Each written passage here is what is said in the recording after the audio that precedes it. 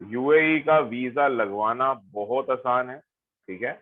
और 95% एजेंट जो इंडिया में रहते हुए जो प्रोसेस कर रहे हैं, वो मैं आपको 2 मिनट में सिखा सकता हूँ, जो कि एक महंगा प्रोसेस है, ठीक है। पर हमारे लिए सस्ता प्रोसेस क्या होगा, हम यूएई का वीजा अराइवल पर कैसे ले सकते हैं, ये सब मैं आपको सिखाऊंगा, ठीक है। इसके अलावा हम ये वीजा 2 दिन में कैसे ले सकते हैं अगर हम अराइवल पे नहीं लेना चाहते हैं, हम जिंदगी भर यूएई में कैसे रह सकते हैं, पीआर कैसे ले सकते हैं, ये सारा कुछ मैं आपको सिखाऊंगा। सबसे पहले मैं आप लोगों की कुछ गलत फहमियों को दूर कर देता हूँ, आप लोगों की नहीं, मतलब जो मार्केट में या जो नॉर्मली इंडस्ट्री में लोगों को यूएई के बारे में लगता है। यूएई का वीजा लेने के लिए बहुत ही कम डॉक्यूमेंट्स चाहिए हैं।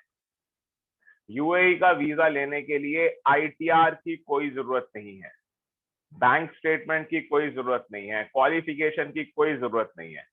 तो कहने का मतलब ये है कि यूएई का वीजा कोई भी ले सकता है, सिर्फ प्रोसेस ठीक से फॉलो करना है। अगर प्रोसेस ठीक से फॉलो किया जाता है तो यूएई का वीजा बड़े ही आराम से मिल जाएगा। बहुत सारे लोगों को ऐसा लगता है कि यूएई का वीजा अराइवल पे नहीं मिलता, तो मैं ये भी आपको बताना चाहूंगा कि यूएई का वीजा अराइवल पर भी मिलता है।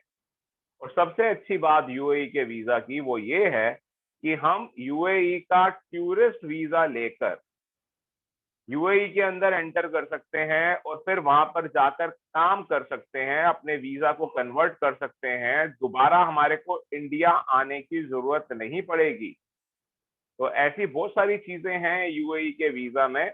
और जो लोग कनाडा जाना चाहते हैं, ऑस्ट्रेलिया जाना चाहते हैं, यूएसए जाना चाहते हैं, अगर उनका कनाडा, ऑस्ट्रेलिया, यूएसए नहीं हो रहा है तो वो यूएई जाएंगे। और यूएई में अगर 1 साल 2 साल काम करते हैं तो उसके बाद उन्हों के लिए कनाडा की पीआर लेना या यूएसए की पीआर लेना या यूके की पीआर लेना, ये सब कुछ बहुत आसान हो जाता है, या ऑस्ट्रेलिया की पीआर लेना। तो इसीलिए भी हमारे लिए यूएई का वीजा लेना जरूरी है, ठीक है।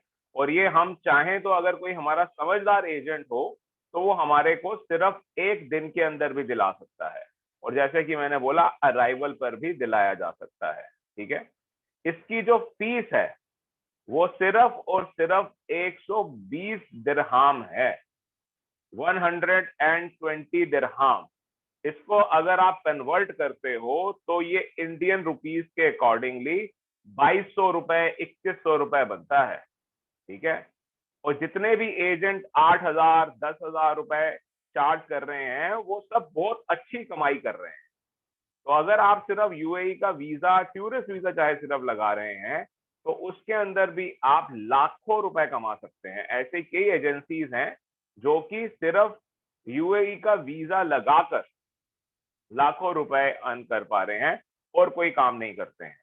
और जब पहले लॉकडाउन लगा था या जब पहले कोरोना वायरस हुआ था तब भी सबसे ज्यादा यूएई के वीजा लगे थे, क्योंकि वही एक कंट्री थी जो इंडियंस को ट्रैवल करा रही थी।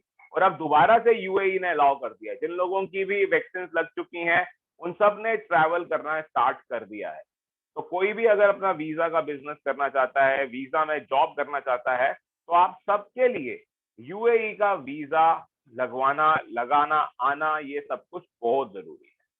इससे पहले मैं स्टार्ट करूं, आप लोगों के कोई सवाल हैं तो आप मुझसे पूछ सकते हैं।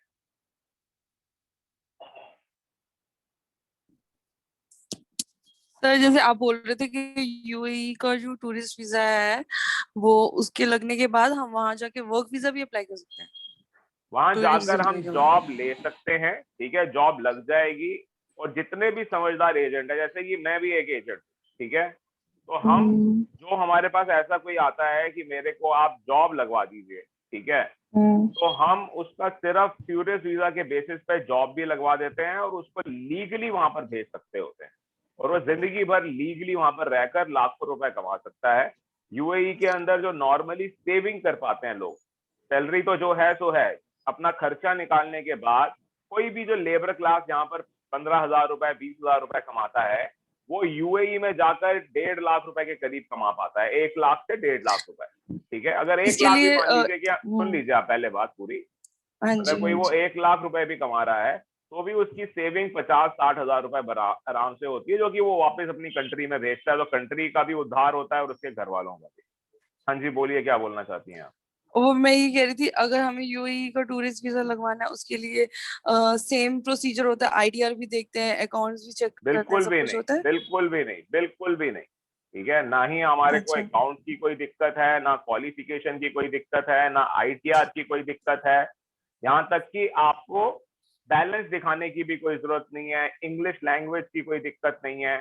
तो ऐसी बहुत सारी परेशानियों से लोग बच जाते हैं। जो लोग इंडिया से बाहर जाके काम करना चाहते हैं वो यूएई में जाके काम कर सकते हैं, और टैक्स तो है नहीं, आपकी अर्निंग वगैरह के हाँ। ऊपर कोई टैक्स ही नहीं है, तो अच्छे से अर्न करके सेविंग कर सकते हैं।